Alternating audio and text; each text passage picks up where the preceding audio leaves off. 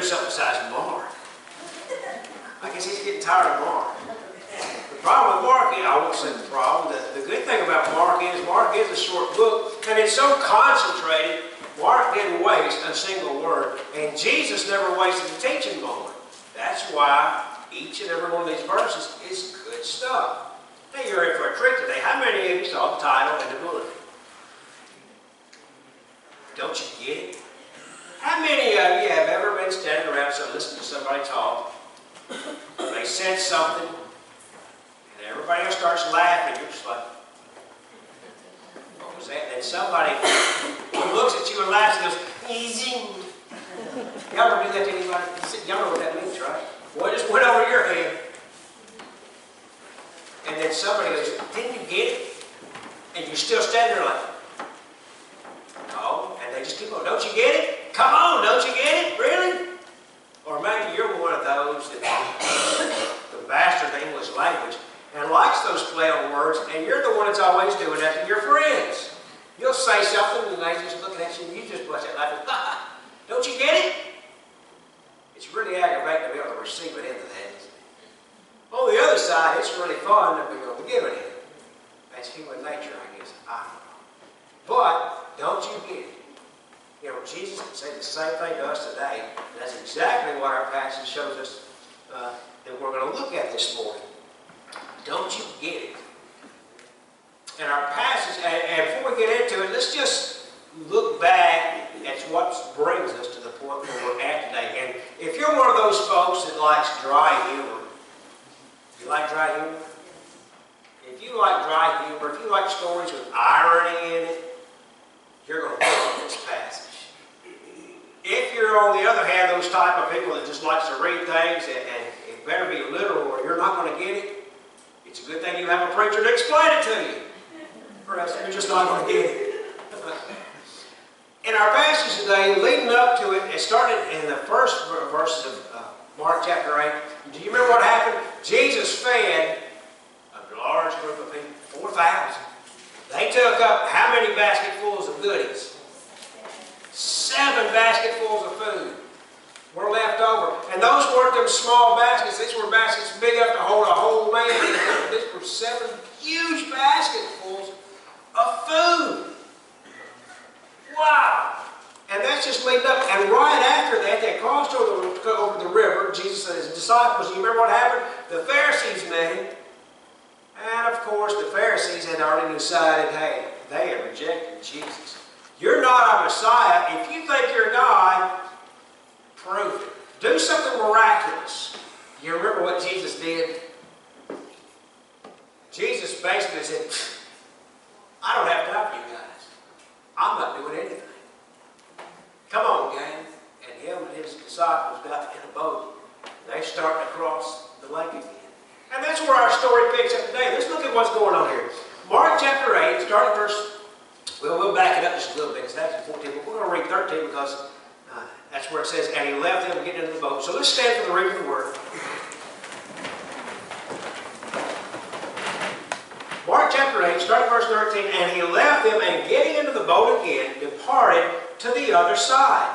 Now the disciples had forgotten to take bread, and they didn't have more than 1 loaf with them in the boat. Then he charged them, saying, take heed, beware the leaven of the Pharisees and the leaven of Herod. And they reasoned among themselves, saying, it is because we have no bread. But Jesus, being aware of it, said to them, why do you reason because you have no bread? Do you not yet perceive nor understand? Is your heart still hardened? Having eyes, do you not see? And having ears, do you not hear? And do you not remember when I broke the 5 loaves for the 5,000? How many basketfuls of fragments did you take up? And they said to him, 12. Also, when I broke the 7 for the 4,000, how many large basketful of fragments did you take up? And they said, 7. So he said to them, how is it you do not understand? Jack, you want to pray for us? Heavenly Father, we come to you grateful for your word, God. Thank you for just your living word, being a light for us to see, God, and to direct our paths. God, I ask that you just lead Brother Tim as he brings this message. God, you speak through him, that everything he says and does be glorifying to you.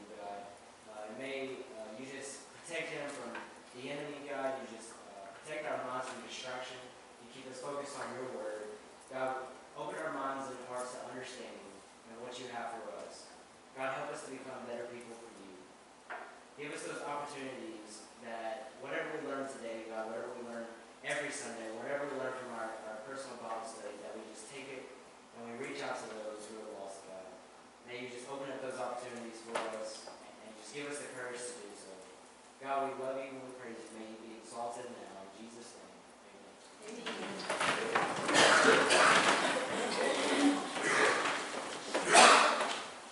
Does everybody see the irony in the story? I want to I think about this and it just boggles my mind. These 13, Jesus and his 12 disciples, they get this boat, they're across the other side. They have just fed 4,000 people, took up 7 basketfuls, large basketfuls. I mean, we're talking about several hundred pounds of leftovers. And they encounter with the Pharisees. They get in the boat and they take off. And, you know, they've been busy all day. They've been feeding folks. And they have to be tired. Maybe they jump the boat. Or what? I don't know. But they're starting to cross the sea. And I can just see this in my head. Peter's going, hey, John, pass me some food. Can you see what John's going to do? Food? I didn't bring any food. I thought James was getting the food. James is going to go, why would I get the food? I was busy out there serving.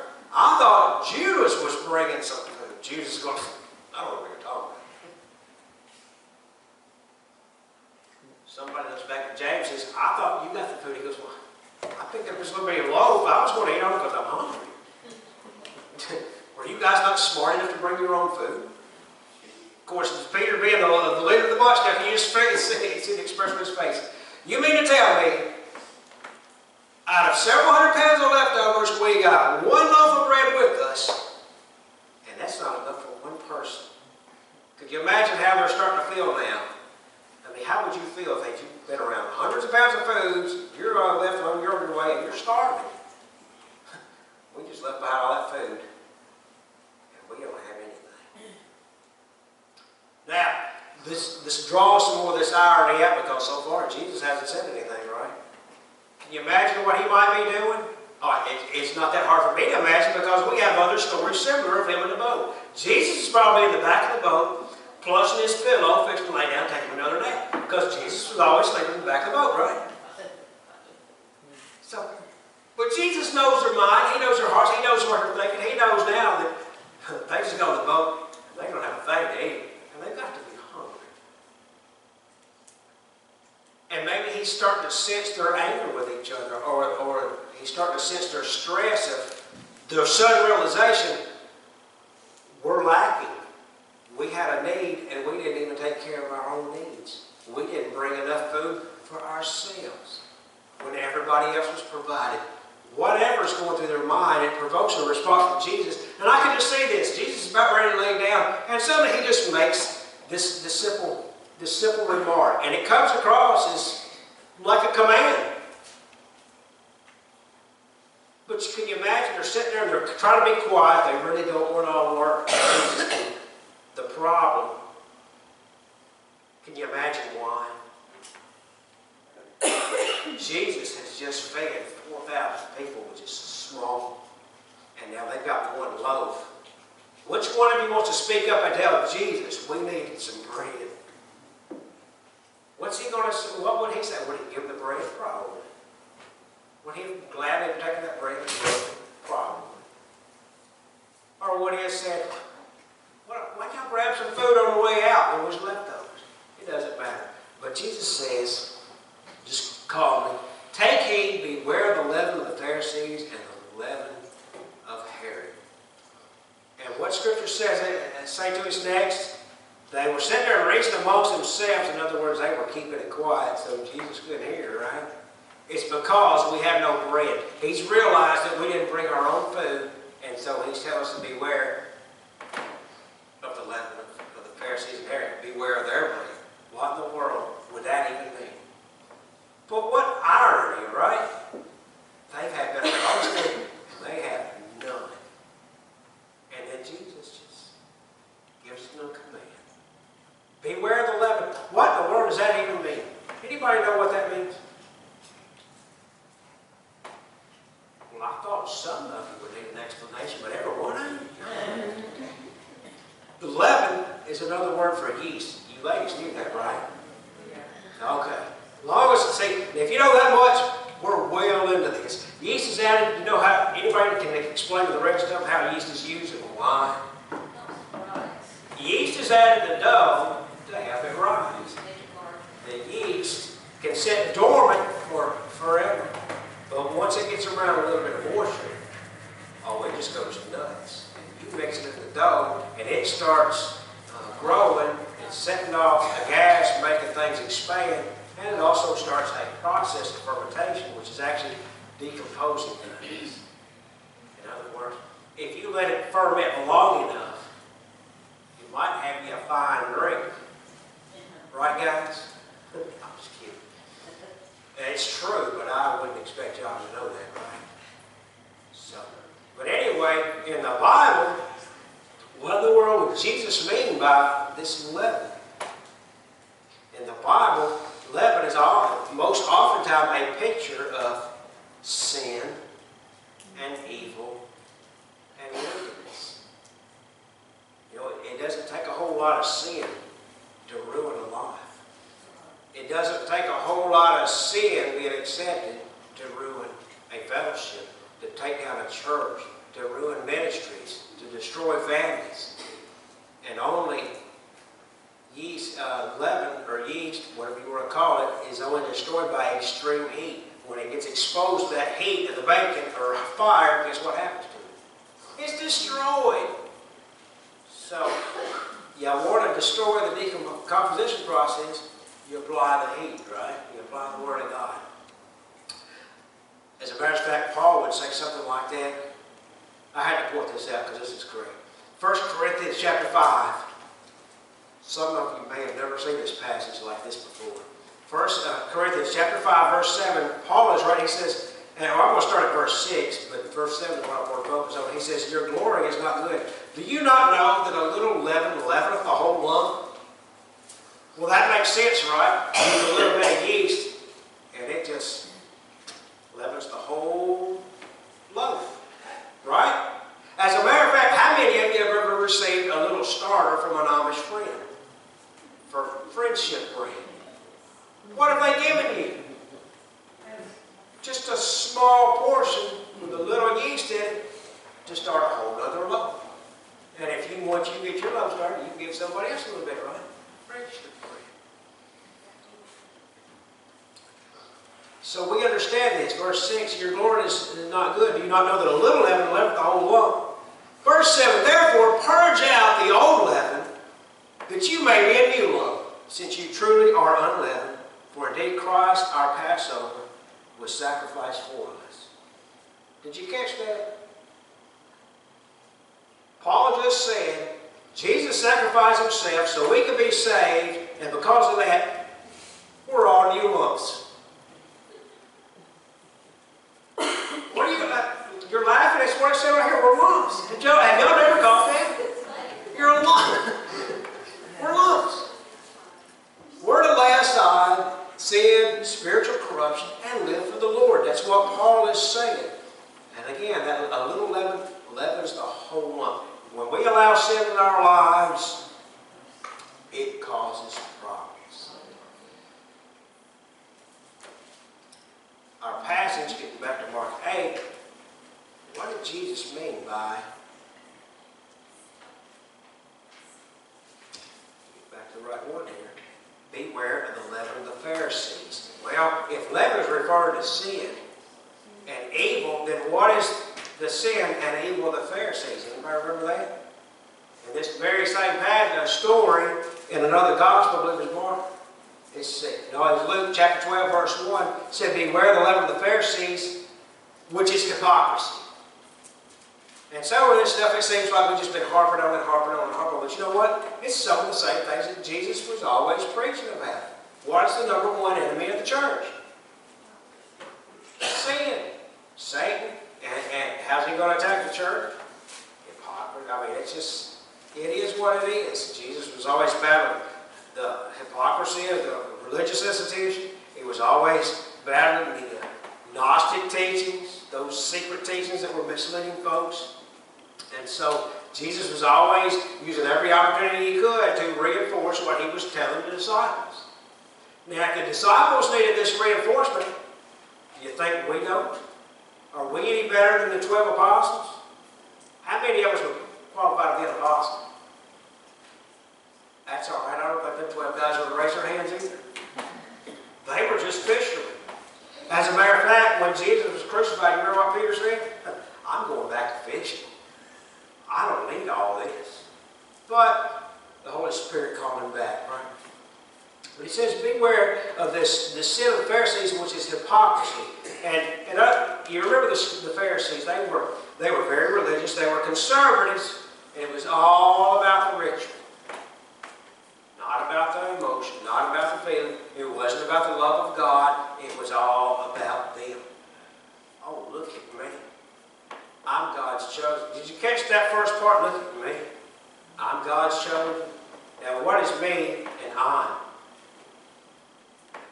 They're both the same thing as the big I. That personal pronoun. Me, I. And it's never about God.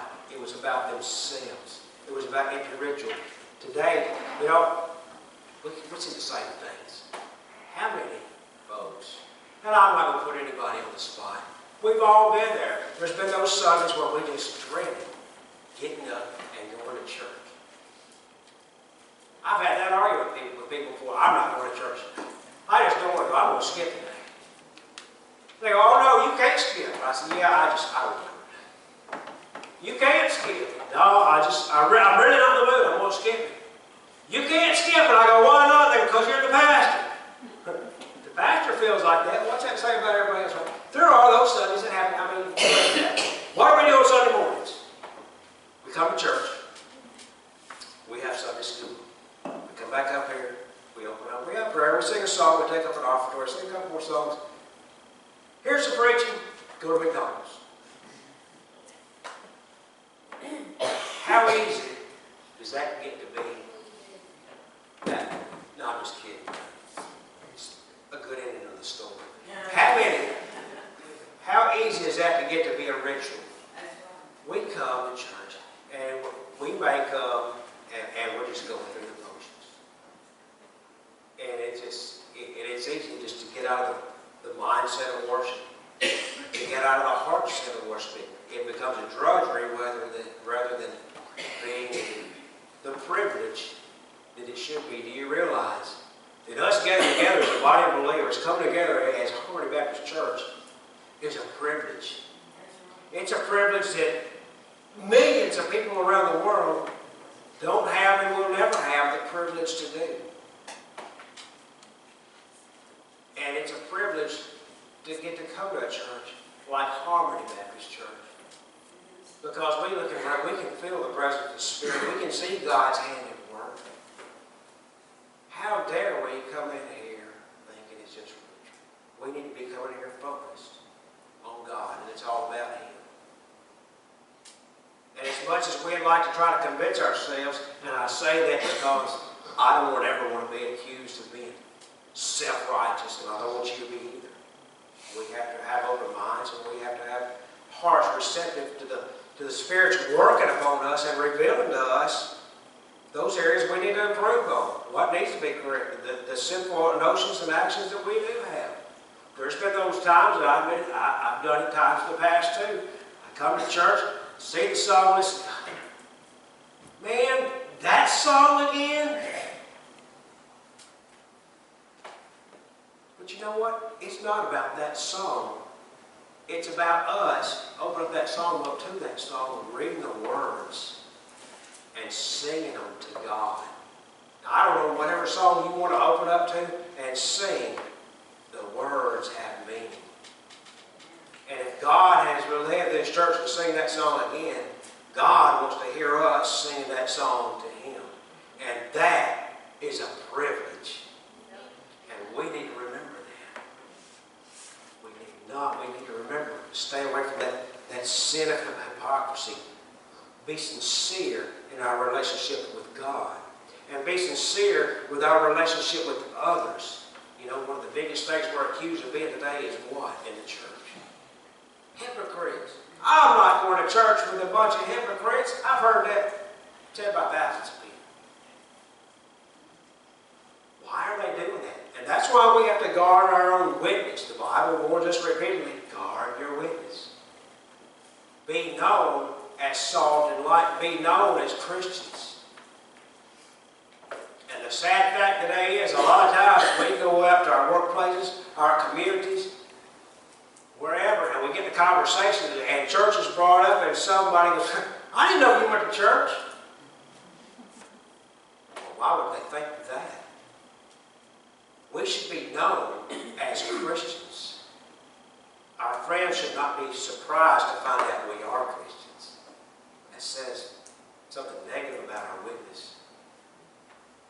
On the other hand, we need to be acting like we need to be acting, not just on Sunday mornings, but our actions should be the same the other 6 days out of the week as it is on Sundays.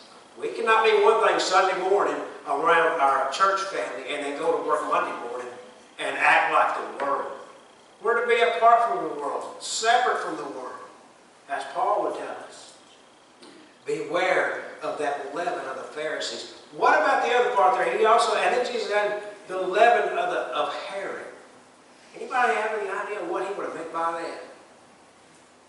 Well, again, in another gospel story of the same account, I think it was Matthew that wrote, beware of the leaven of the Pharisees and the Sadducees. And you got to remember, the Sadducees had very closely aligned themselves with the Herodians. As a matter of fact, they were considered Herodians because they had aligned with Herod to compromise with the Roman government. Why would they do that? So the Roman government would put them in power. You got to remember, at the time when Jesus was alive, it was the Sadducees who controlled the religious world. They're the ones that held all the high seats, the majority. As we would say in our congressional houses, they had the majority rule in the Sanhedrin because the Romans made sure they did it. They were Roman sympathizers, so Jesus also put them all together and just called them Herodians. You know what that means? You know what their sin is? They were very liberal, and their sin is compromise. They compromised their position.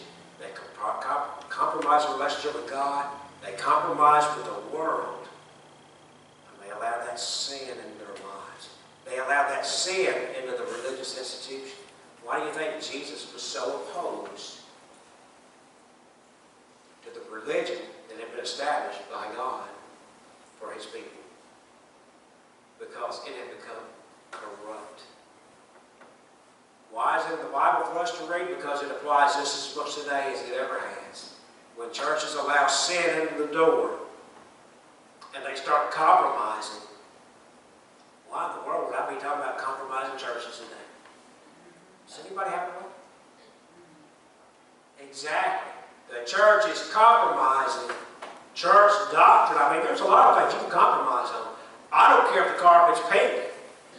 I don't care if our songbooks are black. But I'm not compromising church doctrine. A sin is a sin. What God has said, and no man is going to change that for me. I hope no man is going to change that in your mind for you. Because when we start compromising one thing, guess what you're going to do next? You're going to give in to something else. We've all raised kids. Well, except for you kids in the back. Don't get any ideas. But y'all remember how kids are when they're teenagers? You give them an inch. Well, I thought you bet I could stay out after midnight. I didn't think you told me I could be in at midnight. And the next week they're coming in at 1 o'clock because they got away with it this week, right? They take more and more. That's compromise.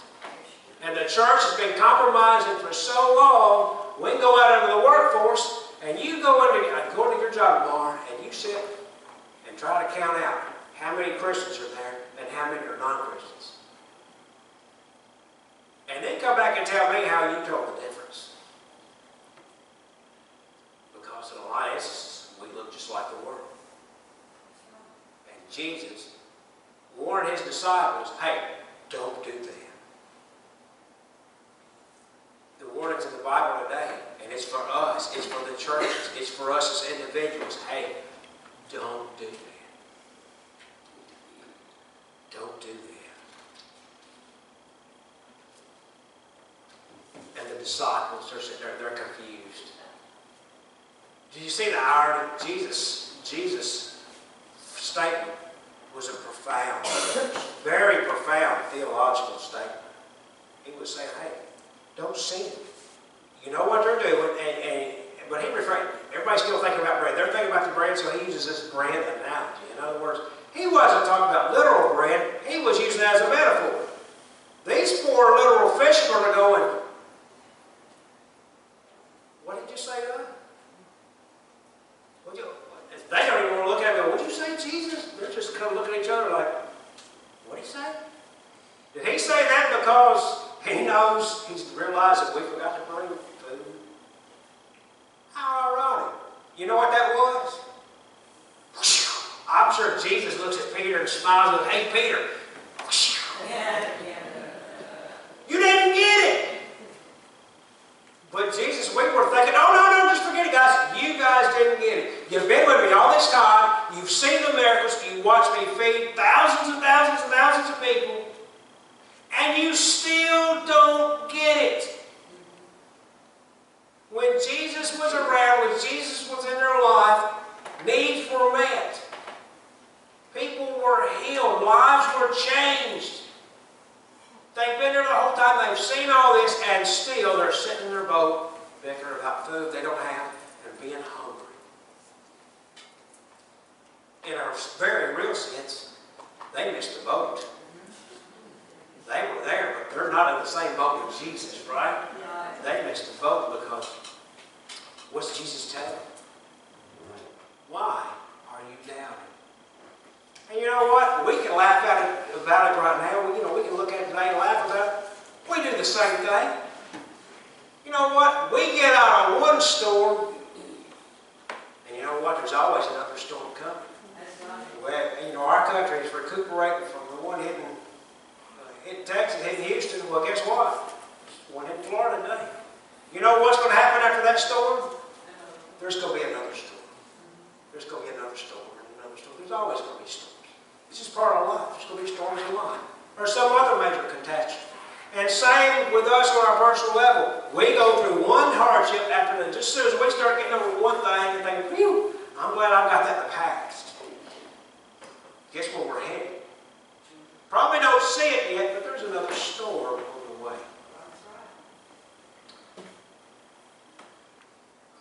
And just as soon as the storm hits, what do?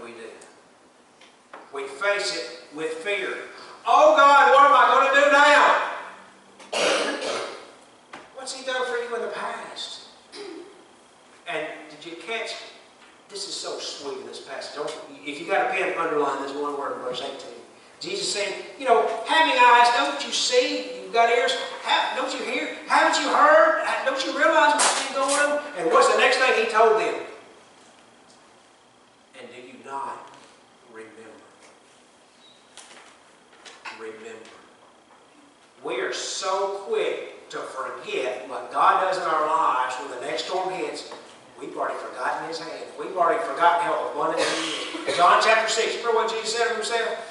I am the bread of life. All who come to me will never hunger. They will never be thirsty.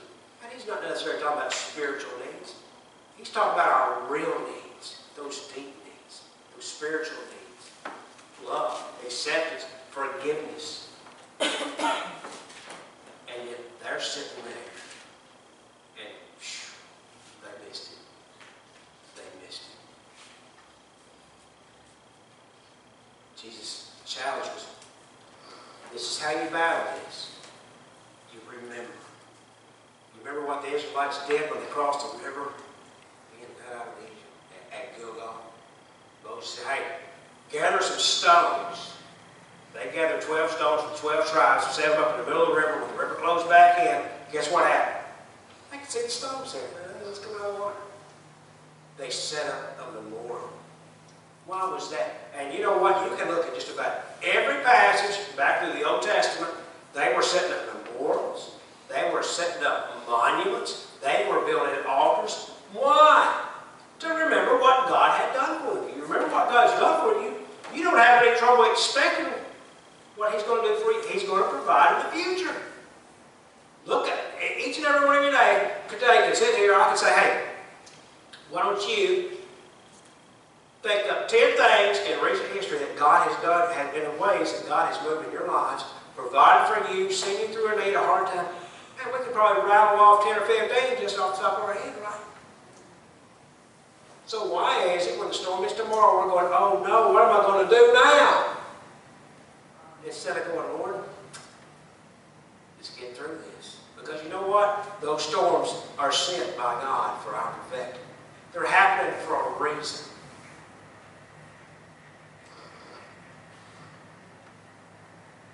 I was going to be quick this morning. Y'all believe that, right?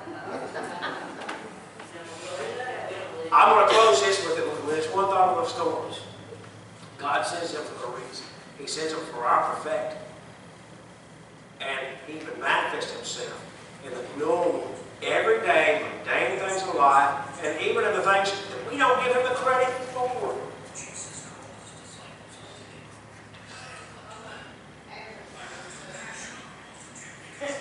Guess my preaching wasn't good enough. She got somebody else over there. Who is that? Benny Hinn?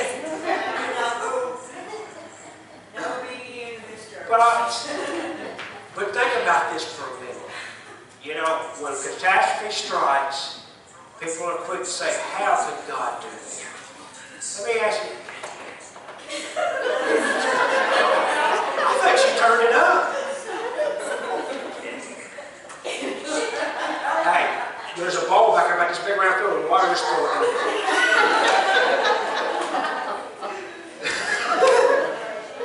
These storms, like hit Texas, hit Florida, God sent those. You realize that? Why? To get our attention for what? Is it punishment? No. What is it? To wake us up. God moved, and God is working and moving and everything. God's in the storm. He's outside the storm. He created the storm. He's going to finish the storm. But do you realize what He's doing? You know, our nation, we as a nation over the last several years have just been nitpicking at each other, backbiting, political splits, factions, hate groups. But what happens when these storms hit? We start coming together. We start loving our neighbor.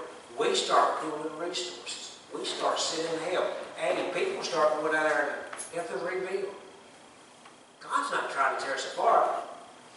He's bringing us back together. God is at work in our nation today. He's at work in our church today. And He's at work in our lives today. I want you to bow your heads, all eyes to close this morning. I want you to just take a minute and thank God for His presence. Thank Him for His word. If you don't have a personal relationship with Jesus, if you don't know Him like you should, maybe it's time to get to know Him. Maybe it's time to surrender your life to Him, to be saved, to follow Him in baptism.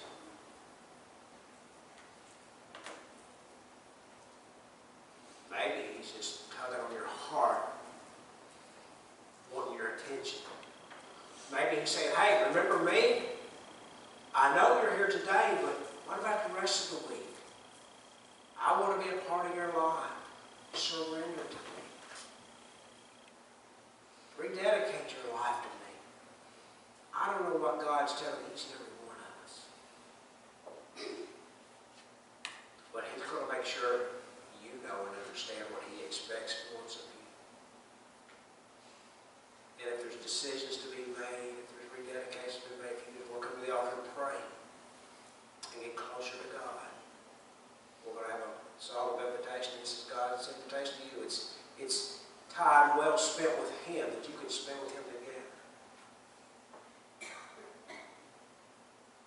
And understand you for whatever your need is, you can come to Him. As we said, as He said in John 6, He's the bread of life. All who come to Him will never thirst, will never hunger. In other words, just like He met needs of thousands and met them abundantly, above and beyond measure. When we come to Him, He meets our needs.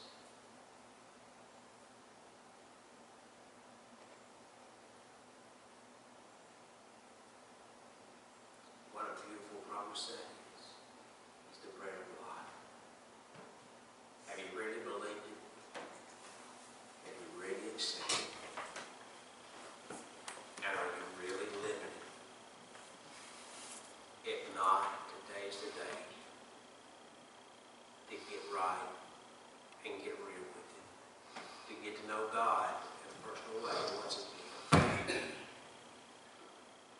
Let's stand